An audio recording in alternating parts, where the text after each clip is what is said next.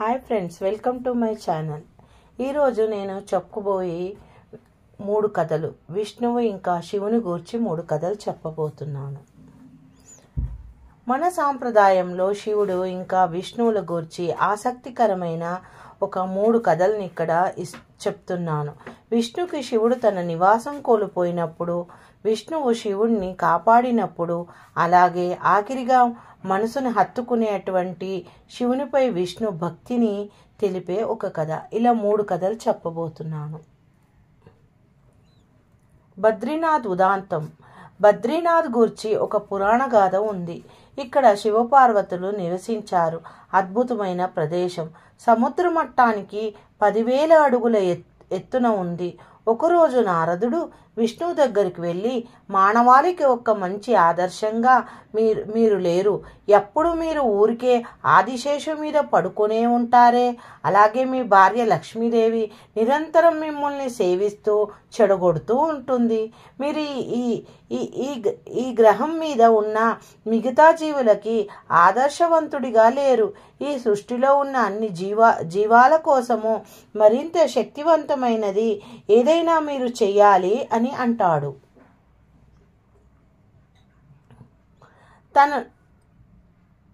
ఈ విమర్శని తప్పించుకోవడానికి, అలాగే తనను మెరుగుపరుచుకోవడం కోసం సాధన చేయడానికి సరియైన ప్రదేశాన్ని వెతుక్కుంటూ విష్ణువు హిమాలయాలకి వస్తాడు.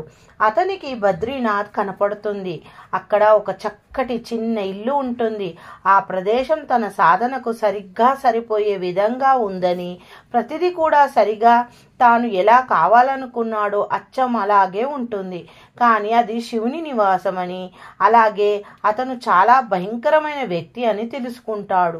తనకి గనక కోపం వస్తే కేవలం మీ గొంతే కాకుండా తన గొంతు కూడా కోసుకునే రకం ఈయన. ఈ వ్యక్తి చాలా భయంకరమైన వాడు. అందుకని విష్ణు ఒక చిన్న పిల్లవాడి రూపంలోకి మారి ఆ ఇంటి ముందు శివుని పార్వతి ఇంటికి తిరిగి వస్తారు.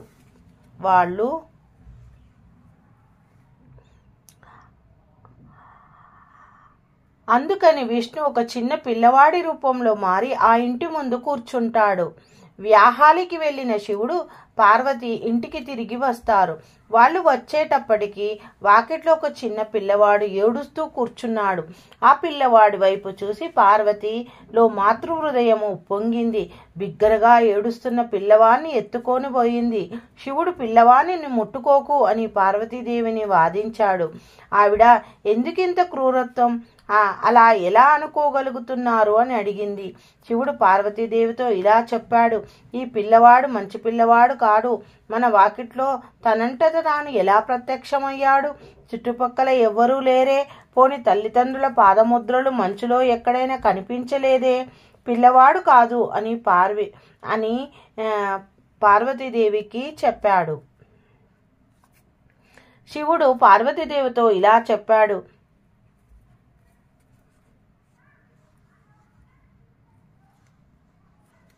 పార్వతీదేవి పిల్లవాడిని సముదాయించింది, అన్నం తినిపించింది. అతన్ని ఇంట్లో వదిలి దగ్గరలో వేడి నీటి స్నానము చేయించడానికి శివునితో పాటు వెళ్ళింది. వాళ్ళు తిరిగి వచ్చేటప్పటికి ఇంటి లోపల వైపు తలుపు గడియపెట్టి ఉంది. పార్వతీదేవి ఆశ్చర్యచకితురాలైంది. తలుపెవరు వేశారు? శివుడు, నేను చెప్పాను కదా ఆ పిల్లవాడిని ఎత్తుకోవద్దని. నీవు పిల్లవాడిని ఇంట్లోకి తెచ్చావు. వాడు లోపల నుండి తలుపు గడియపెట్టాడు. పార్వతీదేవి ఇప్పుడు ఏం చేద్దామని అంది. శివుడికి 2 మార్గాలున్నాయి. ఒకటి తన ముందున్న దాన్ని అంతటా దహించి వేయడం. రెండోది మరొక నివాస స్థానం వెతుక్కోవడం. అందువలన ఆయన ఎక్కడికన్నా వెళ్దామా? ఈ పిల్లవాణ్ణి నీకు చాలా ప్రియమైన వాడు కదా, నేను వాణ్ణి ఏమీ చేయను అన్నాడు.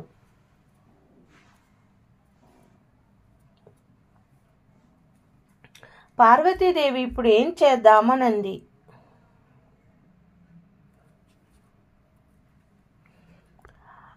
శివుడికి 2 మార్గాలున్నాయి. ఒకటి తన ముందున్న దాన్నంతటా దహించి వేయడం.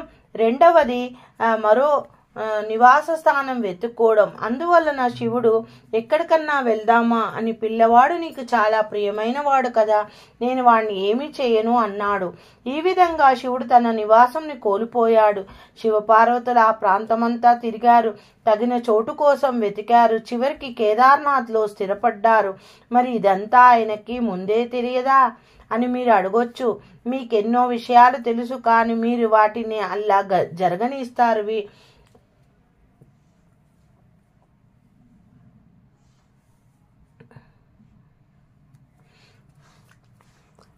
విష్ణువు శివుణ్ణి కాపాడినప్పుడు. ఇది ఇంకొక కథ. యోగ సాంప్రదాయంలో శివుని బేషరత్తు కరుణ గూర్చి, ఇంకా ఒకరి కోరికలను తన బోలాగా స్పందించడం గూర్చి ఎన్నో కథలు ఉన్నాయి. ఒకప్పుడు గజేంద్ర అనే పేరుగల్ల ఒక అసురుడు ఉండేవాడు. గజేంద్రుడు ఎంతో కఠోర నిష్ఠ ఆచరించి శివుడి నుండి ఒక వరం పొందాడు. తాను ఎప్పుడు పిలిస్తే అప్పుడు శివుడు తన దగ్గర ప్రత్యక్షం అవ్వాలన్న వరం పొందాడు. ఇక గజేంద్రుడు తన జీవితంలోని ప్రతి చిన్న విషయానికి శివుడిని పిలుస్తున్నాడు అన్న విషయాన్ని గమనించాడు నారదముని. ముల్లోకాలను తుంటరి అయిన నారదముని గజేంద్రుడితో ఒక అల్లరి చేస్తాడు. అతను గజేంద్రునితో, నువ్వు శివుని పోతు వస్తూ ఉండనిస్తున్నావెందుకు? అలాగే ఆయన నీవు పిలిచినప్పుడల్లా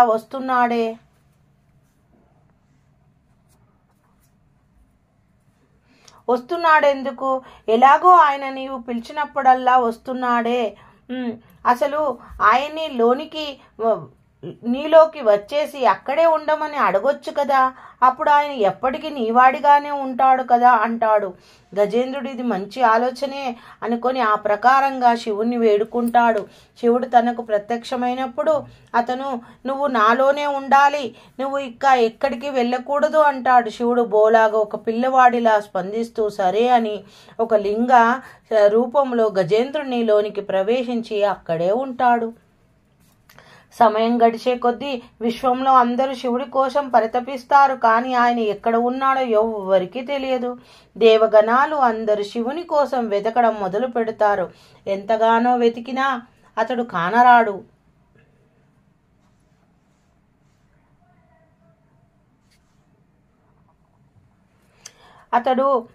శివుని కోసం వెతకడం మొదలు పెడతారు. ఎంతగానో వెతికినా అతడు కానరాడు. తరువాత ఇక ఎవరైనా ఆయన్ని ఎక్కడ ఉన్నాడో కనిపెట్టలేకపోయినప్పుడు పరిష్కారం కోసం వాళ్ళు విష్ణు దగ్గరికి వెళ్తారు.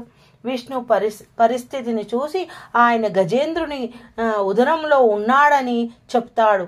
అప్పుడు దేవుళ్ళందరూ విష్ణుని మరి శివుణ్ణి గజేంద్రునిలో నుండి బయటకు తీసుకురావడం ఎలా అని అడుగుతారు. ఎందుకంటే తనలో ఉన్న శివుడు ఉన్న కారణంగా గజేంద్రుడు అమరుడవుతాడు కదా. ఎప్పటిలానే విష్ణు సరియైన ఉపాయం ఇస్తాడు. దేవుళ్ళందరూ శివభక్తుల వలె వేషధారణ చేసి గజేంద్రుని రాజ్యంలోకి వచ్చి గొప్ప భక్తితో శివుణ్ణి పొగుడుతూ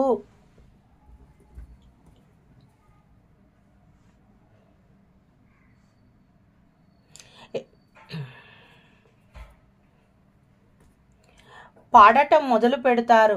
గొప్ప శివభక్తుడైన గజేంద్రుడు ఈ శివభక్తుని తన సభలోకి వచ్చి పాడి నృత్యం చేయమని ఆహ్వానిస్తాడు. శివుని భక్తుల్లా వేషధారణ చేసిన ఈ దేవుళ్ళ బృందం అక్కడికి వెళ్ళి భక్తితో శివుని కోసం ఆడుతారు, ఆయన ఆరాధిస్తారు.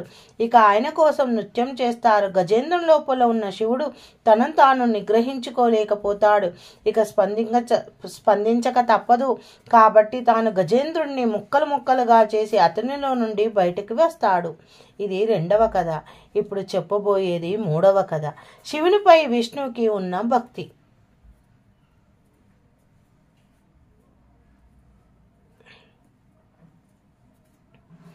దేవుళ్ళు ఇక రాక్షసులు ఇద్దరు శివుణ్ణి ఆరాధిస్తారు.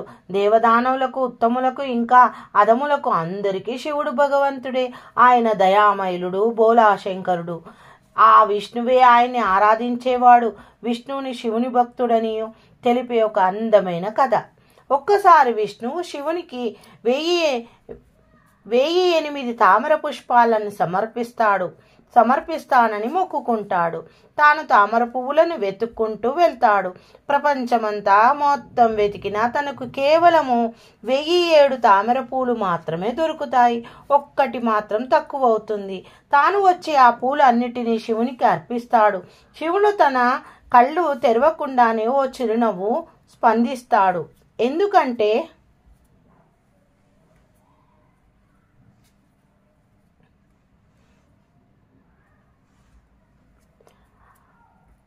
ఎందుకంటే ఒక పువ్వు తక్కువైంది కాబట్టి అప్పుడు విష్ణువు నన్ను కమలనయనుడు అంటారు.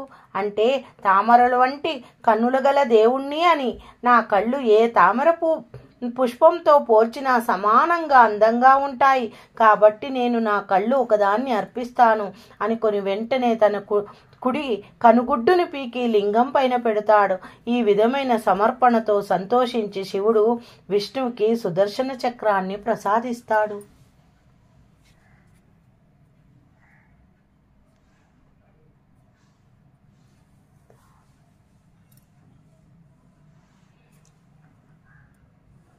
ఇలా 3 కథలు ఎంతో విశిష్టత కలిగినవి. ప్రతి హిందువులు దీన్ని తెలుసుకోవాలి. శివకేశవుల యొక్క గొప్పతనాన్ని తెలుసుకోవాలి. శివుడే కేశవుడు, కేశవుడే శివుడు. ఏ ఒక్కరిని ఆరాధించినా ఇద్దరిని ఆరాధించిన ఫలితం లభిస్తుంది. శివకేశవులకి భేదం లేదు. ఏ పురాణాలు చూసినా శివుడు విష్ణుని పూజిస్తాడు, విష్ణు శివుణ్ణి పూజిస్తాడు. వాళ్ళిద్దరూ ఒక్కటేనని తెలుసుకోవాలి. మనము భక్తి శ్రద్ధలతో నమ్మకంతో పూజిస్తే తప్పకుండా దేవుడు అనుగ్రహిస్తాడు. కష్ట సుఖాలన్నీ మనకి కలిగించేదే ఆ శివుడు. శివుణ్ణి ఆరాధిస్తే మనకి ఎలాంటి కష్టాలు ఉండవు, ఎలాంటి లోటు ఉండదు. ఎవరి సహాయం లేకున్నా ఆ శివానుగ్రహం ఉంటే జీవితంలో మనం అన్నీ సాధించగలుగుతాము. Thank you for watching my video.